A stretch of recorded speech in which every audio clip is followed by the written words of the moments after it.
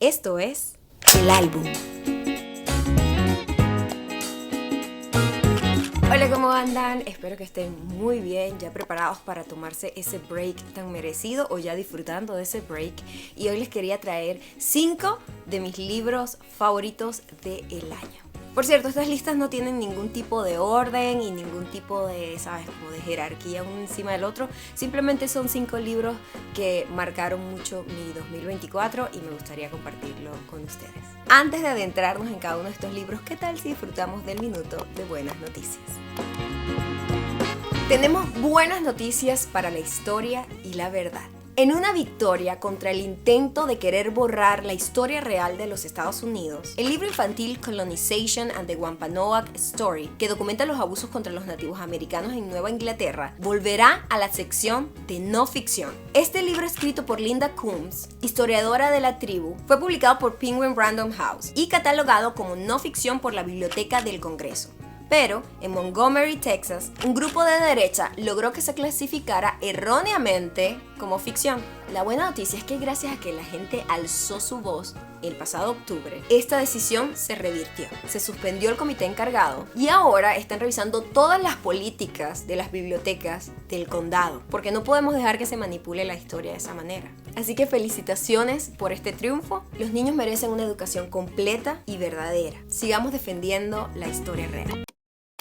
Ok, continuemos. Vamos a comenzar por uno de los más complicados de leer porque tiene muchísima información. Este se llama The Demon Haunted World, Science as a Candle in the Dark, escrito por Carl Sagan. Este libro es del año 1995. Carl Sagan era un astrónomo, científico planetario y comunicador científico estadounidense. Una de sus grandes labores sociales era tratar de llevarle la información complicada científica pues al pueblo, ¿no? Y por eso se convirtió como en una persona muy conocida por el público. Muy pocos científicos logran eso, ¿no? Como ser querido por el público en general, y Carl logró eso. Con este libro lo que pretendía Carl, y con lo que hizo toda su carrera, era tratar de darle las herramientas a la comunidad, a todo el mundo, de desarrollar un pensamiento crítico, ¿no? Y entender que cada nueva información que llegue a ti, tú debes enfrentarla con un proceso de investigación, con un método científico, ¿no? Y no simplemente creerlo porque te lo dice cualquier persona.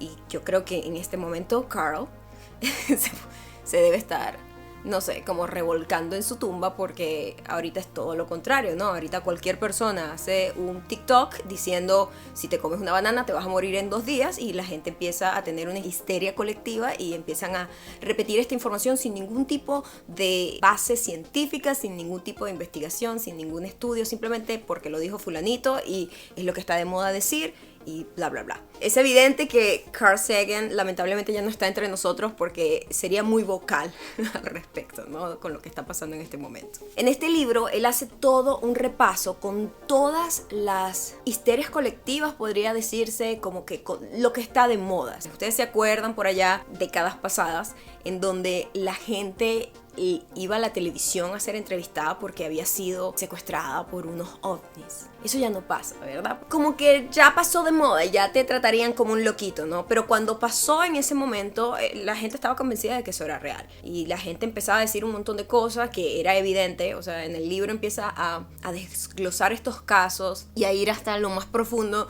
de cada una de las personas que aseguraban que habían sido secuestradas por ovnis. Y como ese cuento hay muchísimas, ¿no? Con un respaldo de estudios científicos, con un montón de información que va como contrarrestando este tipo de evidencia, que no era más que personas asegurando que eso había pasado y ya, sin ningún tipo de, ¿sabes?, de evidencia científica. El escepticismo de Carl es quizás el escepticismo más elegante, educado, culto, calmado, como muy elevado, porque por lo general cuando tú ves a alguien que está en un lado de la moneda sobre cualquier tema, por lo general pierden un poquito la paciencia porque les desespera que la otra persona no piense igual a ellos. Pero Carl era todo lo contrario. Él simplemente presenta facts y son tan definitivos, esos facts, que cualquier persona se quedaría totalmente desarmada y no podría realmente seguir como refutando. Creo que es lo que lo hace destacar. En cada uno de los capítulos podemos ver cómo él presenta la ciencia y la pseudociencia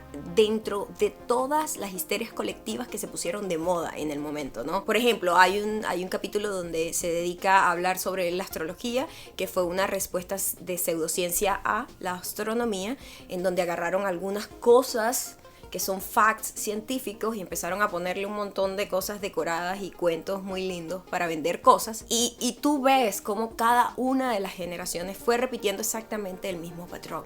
O sea, siempre una ciencia o una rama de la ciencia se va a enfrentar con una rama de pseudociencia, que se crea todo un comercio alrededor. En este país te imaginarás lo que eso significa, ¿no? Se convierte como en el tema del momento. Ahorita enfrentándonos con la herramienta súper peligrosa como lo es AI y toda la increíble desinformación que hay, creo que este es un libro que debería ser obligatorio de leer en el colegio para todo el mundo. Y ahorita tengo una idea. Si quieres disfrutar de nuestra revista dominical, por favor suscríbete a nuestra lista de correos. Es totalmente gratis. Todos los fines de semana vas a recibir esta revistita con recomendaciones, un editorial hecho por Gabriel Torreyes y también algunas cositas que pues estamos viendo, escuchando, disfrutando. Solo se tienen que suscribir y ya saben, es totalmente gratis. Ahora, si quieres apoyar este canal, también puedes darnos un super thanks. Está debajo de este video, es una pequeña donación que aporta para la continuidad de este pequeño proyecto. Muchísimas gracias por adelantado. Ok, el siguiente libro es un libro muchísimo más relajado, más fácil de leer, mucho más directo, ¿sabes? Una sola línea, es un cuento y ya. Se llama Setup, Joke y está escrito por Rob Long en el año 2005. Rob Long es un escritor y productor de Hollywood. De hecho, él fue uno de los responsables de una de las series más famosas y exitosas que se llama Cheers. Pero, ¿qué pasa cuando un escritor galardonado, celebrado, sabe, como que súper popular, deja de serlo? ¿Qué pasa si tu éxito más grande fue hace 15 años? De eso se trata este libro. Este libro se trata sobre el proceso de Rob Long tratando de escribir otro éxito, tratar de pegarla otra vez en Hollywood y lo que todo eso representa. La presión que existe de seguir después de lograrlo tan grande, ¿no? Mientras Rob está tratando de desarrollar esta nueva producción, está en competencia mental con otra persona que también está haciendo una producción que le está yendo súper bien y que es conocida, típico, que le da súper celos. Además está teniendo un montón de reuniones inútiles que le hacen perder tiempo para él escribir lo que tiene que escribir. La gente fastidiándolo y llamándolo y presionándolo para que termine de hacer lo que tiene que hacer. O sea, todo es tan común y es tan real que prácticamente parece un documental escrito. El libro está lleno de un cinismo y un sentido del humor super dark y super self-aware, como que el autor está muy consciente de todos los problemas de ego que él también tiene y que se desarrollan muchísimo en esta industria. La fuente, el espaciado, el tipo de papel, yo soy muy específica. Por eso les digo, este se lee rapidísimo porque está escrito como un guión. Como ven, hay mucha conversación. Es un libro que se lee rapidísimo, o sea, en unos días lo vas a tener listo porque es literalmente, está escrito como un guión. Es súper liviano y además les va a dar como una ventanita de lo que es Hollywood, de una manera muy honesta y muy cruda. El próximo libro es súper oscuro, súper dark, mucho más raw que el anterior y mucho más doloroso también. Se llama Slaughterhouse-Five y está escrito por Kurt Vonnegut y es del año 1969. Este libro narra la historia de Billy, quien es un prisionero de guerra, está junto a otras personas de otros países también. Los alemanes son quienes lo tienen ahí atrapados como en unas prisiones espantosas, obviamente con unas condiciones deplorables. Kurt se inspiró en su propia vida porque él le tocó ser soldado. Y eso obviamente te deja con un PTSD. Pero una de las cosas maravillosas que hizo Kurt fue agarrar toda esa experiencia y crear una ficción tan fascinante y tan real. La ficción nunca había sido tan real. El personaje Billy pasa por todo un viaje en la moral de ser parte de algo tan terrible como una guerra, como ir a un territorio ajeno a bombardear a gente, a matar gente, ¿no? Defendiendo los intereses de otras personas que están en el poder. Es el libro antiguerra por excelencia y nunca pierde vigencia. O sea, es muy doloroso ver algo que fue escrito en el año 1969 que podría ser escrito hoy. Una de las cosas que más me sorprendió, hay una parte del libro que siento que es la muestra de self-awareness más grande que he visto de un gringo ever sobre lo que es ser estadounidense. Hay una parte muy fuerte en donde habla sobre lo que es fracasar en Estados Unidos y la diferencia de las expectativas que tienen los estadounidenses en comparación con otras personas en otros países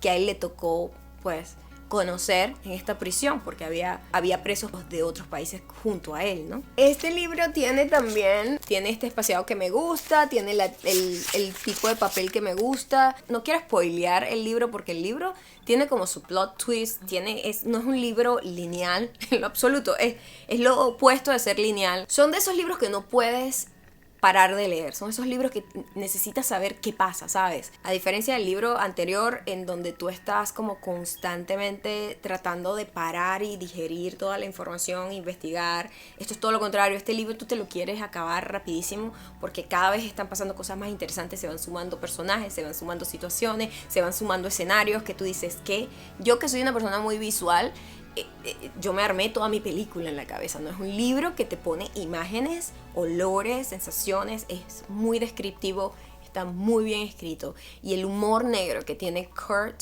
es la única manera que lo hizo sobrevivir semejante cosa tan traumática como ir a la guerra. Y aquí entiendes muchísimo todo el rollo de los veteranos, el daño que se le hizo a una población tan numerosa de una generación en específico. Es un libro oscuro y brillante al mismo tiempo. Por cierto, Kurt era súper fan de Cheers, que es el escritor anterior, formaba parte de los escritores de la serie. Según él, cada vez que un personaje abría la boca era para decir algo fascinante, entretenido y como siempre necesario, como que no sobraba ningún texto. Habla muy bien del escritor, así que bueno, el libro anterior está aprobado por este libro también. El próximo libro es para mí como una mini enciclopedia que siento que nunca voy a dejar de consultar. Es de ese tipo de libros. De hecho, no tiene un autor en específico, tiene varios colaboradores. Se llama The Philosophy Book, Big Ideas Simply Explained. Es del año 2011 y es literalmente lo que dice el título del libro. Es bastante straightforward. Es un libro en donde cronológicamente muestra distintas filosofías que vienen de distintos lugares, las agrupa dependiendo del estilo, la época y el lugar. Es buenísimo para cualquier persona que quiera adentrarse a leer filosofía porque esto encapsula casi todas y de ahí tú puedes, cuando te sientas como inspirado en una de ellas, puedes investigar o adentrarte en una filosofía en específico. Lo mejor que tiene este libro es lo visual que es. Es un libro que en cuanto tú lo abres, no hay manera que una información tan complicada, tan compleja, con tantos detalles históricos y tantos nombres distintos, como muy overwhelming, pero de esta manera, como lo presentan de una manera tan gráfica, y así es de la manera en que yo aprendo mucho más fácilmente, es muy fácil de conceptualizar, de visualizar, de ver como en el timeline de la vida de los humanos, y se hace muy, muy divertido de leer. Yo todo el tiempo reviso, como que abro así aleatoriamente, o sea, ya me lo leí, pero ahora como que vuelvo a revisitar, tengo varias notas, si de repente un día conecto más con un tipo de filosofía, otro día con otro, que eso es lo que pasa, los seres humanos, siento yo, vamos avanzando, vamos creciendo y vamos pasando por distintas filosofías de vida. Casualmente abrí acá el escepticismo, que es muy yo. La duda no es una condición placentera, pero la certeza es absurda. Si te quieres adentrar en la filosofía, esta es una buena introducción y ya después tú te vas metiendo más profundamente pues en aguas más turbias. Y para cerrar, Visual Thinking, y está escrito por Temple Grandin. El libro dice: los regalos escondidos de la gente que piensa en fotos, patrones y abstracciones. Y este es un libro bastante reciente, es del 2022. La autora es Mary Temple Grandin, es una académica, inventora y etóloga estadounidense. Es defensora del trato humano del ganado destinado al sacrificio y es autora de más de 60 artículos científicos sobre el comportamiento animal. Yo siento que con este libro he encontrado como un espacio en el mundo. Siento que entiendo perfectamente cómo opera mi cerebro muchísimo mejor con las palabras de esta autora que antes. Yo siempre lo había tratado de explicar, pero como no tengo, ¿verdad?, los estudios científicos que ella ha tenido, pues yo no entendía cómo explicarlo y creo que esta mujer lo ha hecho de una manera increíble. Yo he tenido muchísimas conversaciones con mi esposo sobre este tema porque nosotros cuando empezamos a conocernos, empezar a entender la mente de cada uno de los dos, nos dimos cuenta que operamos de maneras distintas. Sin embargo, se nos hacía muy difícil como explicarlo, porque uno asume que todos pensamos exactamente igual, que todos aprendemos exactamente igual, y no. Esto también debería ser lectura obligatoria, porque siento que si te entiendes a ti y puedes entender a los demás, podemos operar de mejor manera, y es como la intención de esta autora, porque siento que es un tema que, a pesar de que hay muchísimos estudios científicos, no es mainstream, como que no mucha gente conoce esto. Ella habla de que nosotros tenemos como un spectrum de maneras de aprender o de maneras en las que nuestro cerebro opera. Verbal thinkers, que son casi que toda la gente académica, y están los visual thinkers, que por lo general siempre son como artistas o también científicos, pero que han sido muy maltratados por los académicos, porque los académicos, verbal thinkers, son quienes realmente desarrollaron las escuelas, ¿sabes? Porque ¿quién más va a ponerse a escribir un test? Yo no lo voy a hacer. Yo como visual thinker que soy, jamás me sentaría que voy a hacer un test, ¿qué preguntas hago? O sea, eso me parece súper aburrido, fastidioso. La manera en la que yo aprendo y experimento el mundo es observando y viendo patrones y descifrándolo, ¿no? Y cuando ella explica eso acá, en los primeros capítulos te das cuenta inmediatamente en qué posición estás. De hecho, hay varios tests en donde tú más o menos determinas qué tan visual o verbal eres, ¿no? Porque es un spectrum.